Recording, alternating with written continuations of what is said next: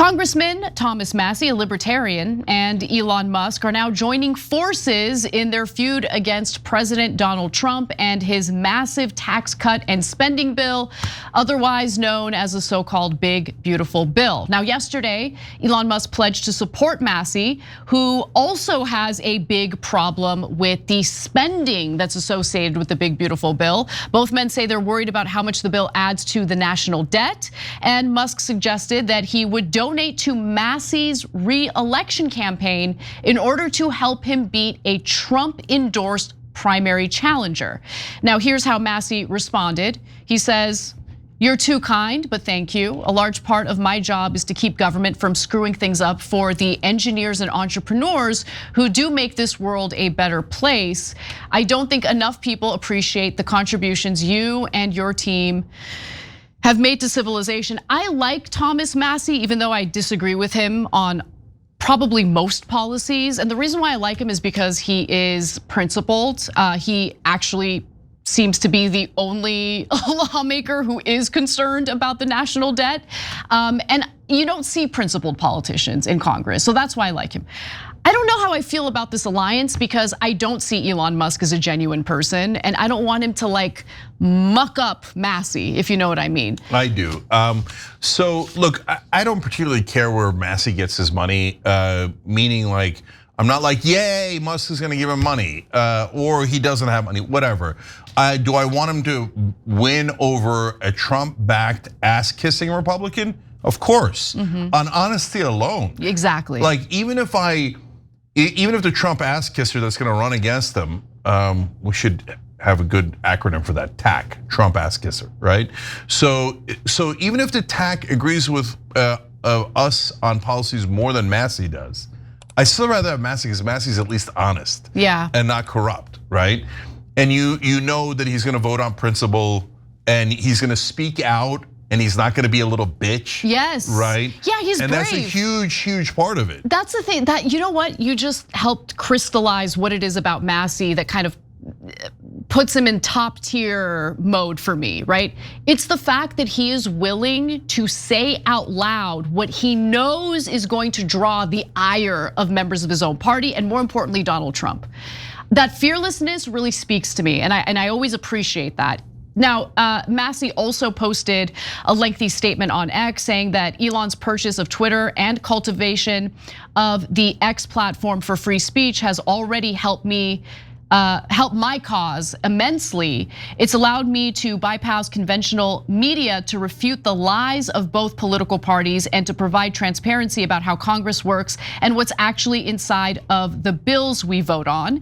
Exposing the worst parts of the Big Beautiful Bill and reasserting congressional war powers has recently earned me the ire of the swamp and a fight for my reelection. But my reelection isn't really about either of those issues specifically. It's a referendum on whether members of Congress can think and act independently based on what's best for the country, or whether all members of Congress must be reduced to rubber stamps for their respective political parties and swampy special interests. So look, Trump hasn't weighed in on the new alliance between Thomas Massie and Elon Musk yet. I'm sure he will eventually, but as we speak, he hasn't yet. But the president has continued attacking Massie today, writing that new poll, anybody I endorse beats Thomas Massie of Kentucky by 25 points. Get ready, Massie is a very bad guy. Massie is not a very bad guy. You are a very bad guy, and you can't handle anyone disagreeing with you on anything. I mean, the threats toward anyone who slightly disagrees with Trump, insane. So, by the way, our research did not turn up that exact 25-point number that was referenced by Trump, but there was a poll conducted by Kaplan Strategies, which surveyed approximately, big sample size here, 370 likely Republican primary voters in Massie's district. And here's what they found in this one poll.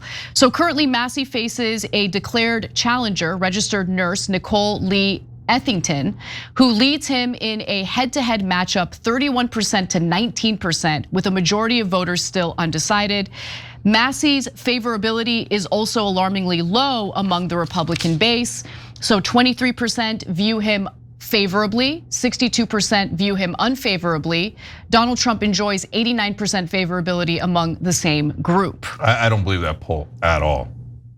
Now, 72% say they are less likely to vote for Thomas Massie because of his opposition to Trump's tax cuts and budget. 58% are less likely to support him after learning he voted against Trump's Israel policy. No, this poll is total garbage.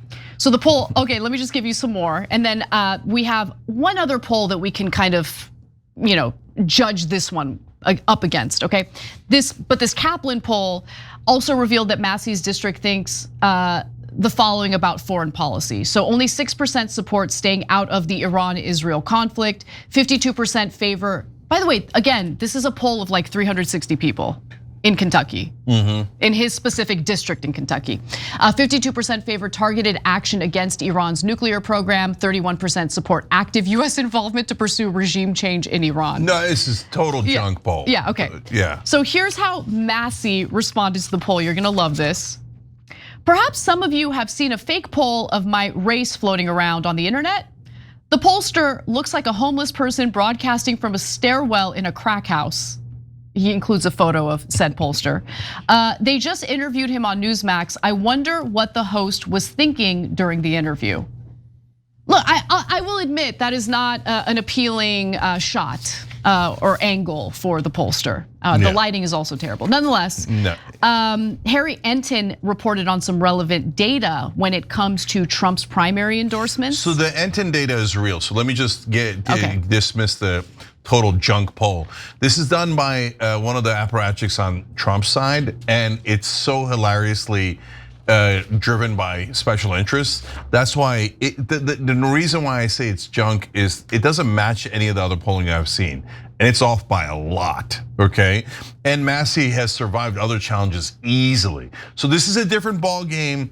And overall, MAGA supports Trump over Massie, but his district has been super loyal to him. So I don't know which way it's gonna go. I'd bet on Massie to win that election, but I'm not like saying, I'm sure Massie's gonna win. But this poll that has him only at 19% approval, no, it's not even close, right? But the one that's hilarious and is a dead giveaway is only 6% of the people in that very conservative district in Kentucky support staying out of the Iran-Israel conflict.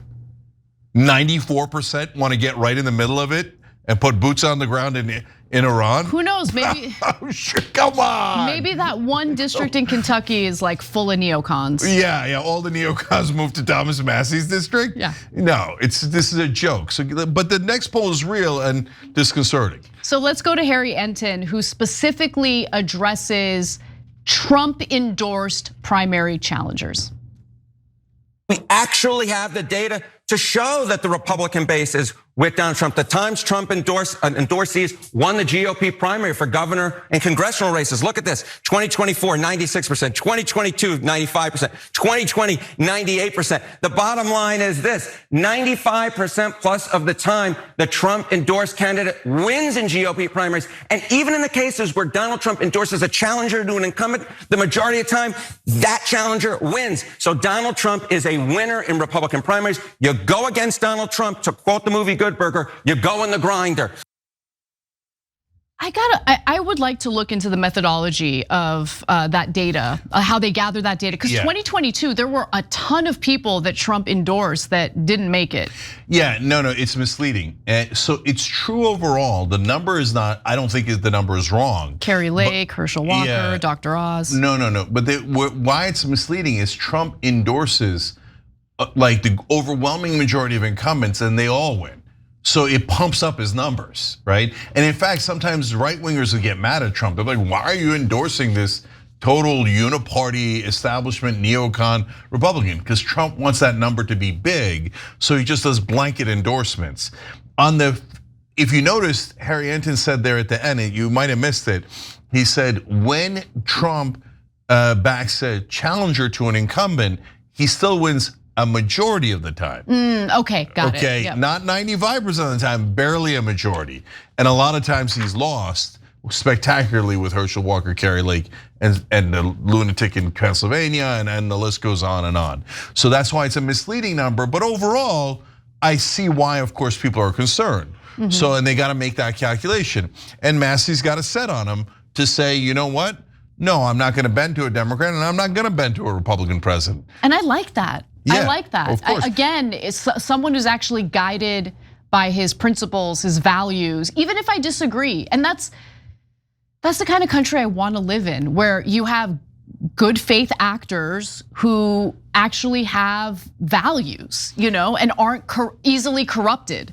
We need a lot more of that in the Democratic Party. Yes. To say why aren't you introducing the public option? Why aren't we voting on paid family leave? Why did you take $15 minimum wage out? Instead, all we had in the Democrats is, Joe Biden, trust Biden, trust Biden. Well, that was a disaster. It ran us straight into an iceberg. I wish 1,000 times more Democrats had challenged Biden. By the way, this ass kissery happens on both sides. That's why like Dean Phillips and Thomas Massie are such,